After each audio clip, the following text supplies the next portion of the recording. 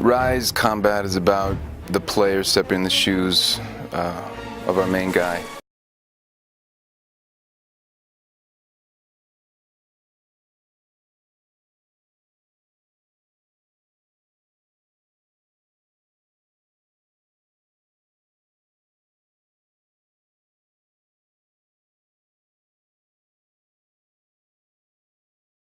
So when we think about him as a warrior and we think about how he's going to fight, then those are the kind of concepts we try and think about.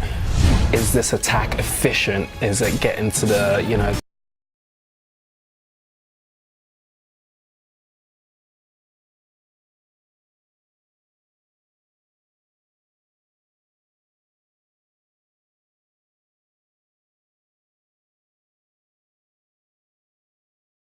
knowledge about how to handle weapons and shields and all that kind of stuff.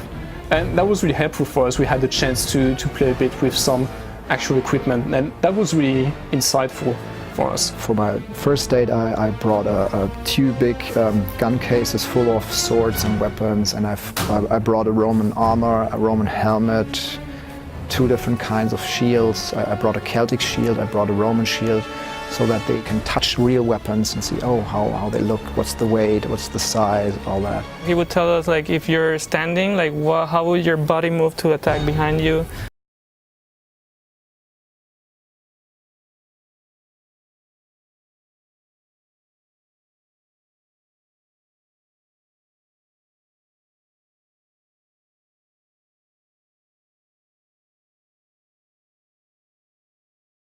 Push this one away, and I can throw my Pilum at a guy who's an incoming attacker. And what it does is it gives you the ability to kind of, create your own language. Mario does not attack one guy and finish him and then stop and then move to the other guy. He really means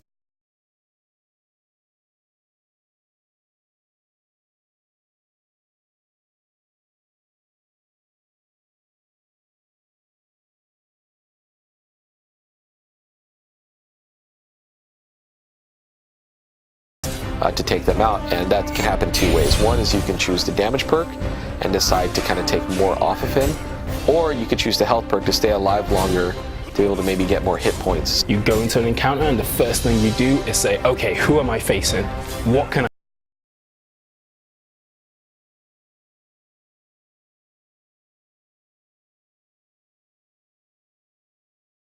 So when things get even more interesting, because they'll attack differently when they've got different supporting AIs around them, and so that takes the intensity up to a different stage. The player can switch from one action to another action, from one AI to another AI, and it's also about how the AI interacts to try and break the player's flow. So in Ryse, you can expect to unlock a lot of executions throughout the course of the game. You're kicking a guy off a ledge, so you may kill him that way.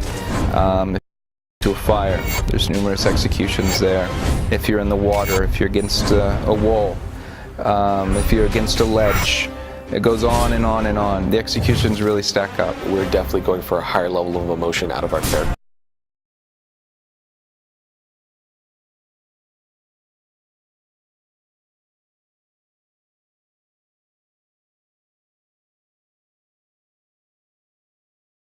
It's about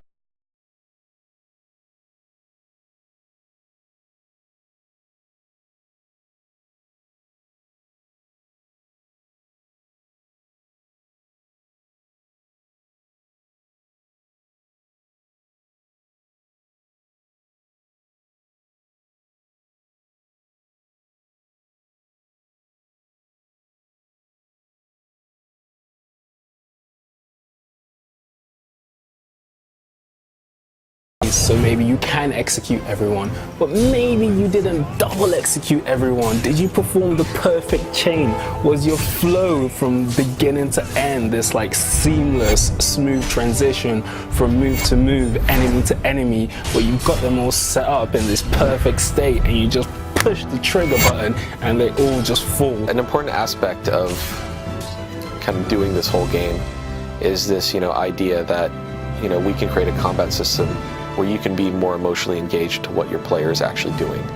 I mean, that will be the first sign that we've done well, if you actually feel something out of combat. And the other aspect is that just nuts and bolts wise, we have a solid combat system, something that we can build more and more on top of. And that's really where the depth aspect comes in. You know, we want it to feel really, really good to play. We don't want players to feel frustrated or, you know, get too angry over the fact they can't pull something off. But at the same time, master players will be able to do stuff that when you watch these YouTube videos, you're going to go, this is amazing, how does someone ever do that?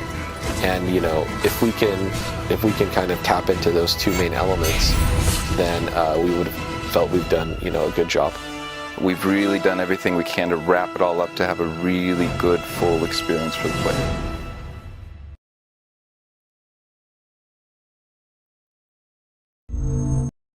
With CryEngine.